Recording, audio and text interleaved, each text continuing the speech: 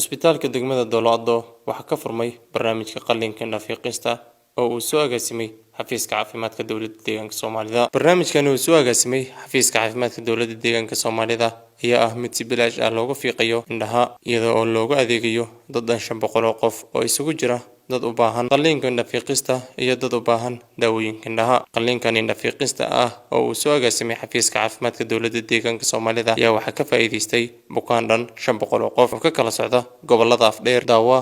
Liibaan iyo qaar kale oo ay ka mid yihiin Mandheera iyo Dowlad Soomaaliya. Dr. Cabdisamed Xasan oo ah dhakhtar ku takhasusay daaweynta indhaha ayaa sheegay in dad gaaraya 500 qof ay adeeg siin doonaan.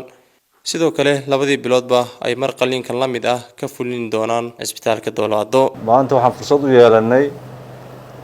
inaan indhafiiq maaragtay wasaaradda caafimaadka qaybteeda indhaha ay mas'uul ka tahay inay ku qabato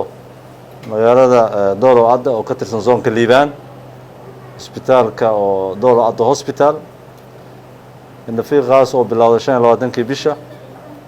selection loo sameeyay dad aad u fara badan oo ka badan ilaa 500 waxaan ugu talagalnay in zoonka Liibaan iyo zoonka Afdheer labadaba ay ka faa'iideystaan halkan ay u noqoto meesha ay u iman lahaayeen xarun ahaan qaybta indhaha inta maalmood hadda aan joognay oo tiimku qaybta ay qabanayeen screening waxay ku arkeen cudurro fara badan caadka cudurka glukoomada iyo qaybta cornea oo dhibaato fara badan ay ka gaartay waxa ku dhex jira ilmo yar yar oo ku dhashay caadkan iyo qaar da'dooda ilaa 18 ilaa 18 sano indho la'aan ahaa oo caadka sabab u ah kuwaas oo ayagana qalliimada ku jira marka waxaan rajaynaynaa ma noqon doonto markii ugu dambeysay waxaan rabnaa inaan musalsal ilaa labadii biloodba mar aan isku daynayna zoonka Liibaan aan keenno qaybta Dowlado waxa aad noola shaqeeyay maamulka isbitaalka iyo maaragtay maamulkii degmada iyo gobolkaba oo si fiican maaragtay hawshan uga qayb qaatay hawlihii kale ay ku hayeen isbitaalka way joojiyeen shaqaalihii oo dhan waxay u soo jeesteen in maaragtay ay qaybtan ka qaataan habeenii maalin bay u taagan yihiin intaas kadib mas'uuliyiinta gobolka Liibaan oo warkacaya gudoomiye ku-xigeenka gobolka Liibaan mudane Daakir Aadan Xuseen iyo madaxa xisbiga barwaaqo ee gobolka Liibaan mudane Khaliif Macalin Cadow ayaa soo kormeeray barnaamijka nafiqista ee uu soo agaasimay xafiiska caafimaadka dowladda deegaanka Soomaalida ee ka socda isbitaalka Dowlado. mudane Daakir Aadan Xuseen oo ah gudoomiye ku-xigeenka gobolka Liibaan ayaa sheegay inay u soo baxeen sidii ay u garab istaagi lahaayeen dhammaan dhakhaatiirta sida hakar la'aanta ugu adeegaya shacabka. waxaan maanta kormeer iyo booqasho ku soo sameynay tiimka dhakhaatiirta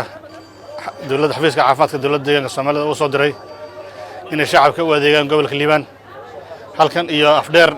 iyo ilaa gobolka Kaabiga oo dhan dadkan adeega la siinayo oo isku jira dad labada indhoodba loo qalayo dad hal ilaa kaliya loo qalayo iyo dad babaca in maraayada loo gelinayo iyo koob macnaha xaadka inta xoobka laga qaado macnaha loo gelinayo weynaysadii dhammaan ilaa dad dhowr boqol oo qof jooga dhan ayaa meesha diyaar u ah saaka oo keliyana waxaa adeeg la siiyey dad gaadhay ilaa 25 qof run ahaantii waxaan aaminsanahay inay indhuhu yihiin lixaadka ugu muhiimsan ee bini aadamku ay ku dhaqdhaqaaqi karaan xoog walba waad leedahay haddii aadan indho qabin xooggaagu qiimo ma yeelanayo waxna kuma qabsan kartid laakiin markaad indhaha leedahay ayuu xoogguna ku anfacayaa lixaadka kalena ay ku anfacayaan indhaha oo ah lixaadka ugu muhiimsan dad badan oo u baahi qaba inay indhahoodaasi araggoodaasi dib lagu soo celiyo dhakhaatiirta masaafada dheer iyo safarka dheer inay soo galeen inay shacabkaasi adeegooda goobtooda ugu fuliyaan usoo la qalab qaatay haddana adeegii fulinaya iyo dowladda soo dirtayba waxaan leenahay aad iyo aad baad u mahadsantihiin. qalliinkani oo ah mid uu fulinayo xafiiska caafimaadka dowladda deegaanka Soomaalida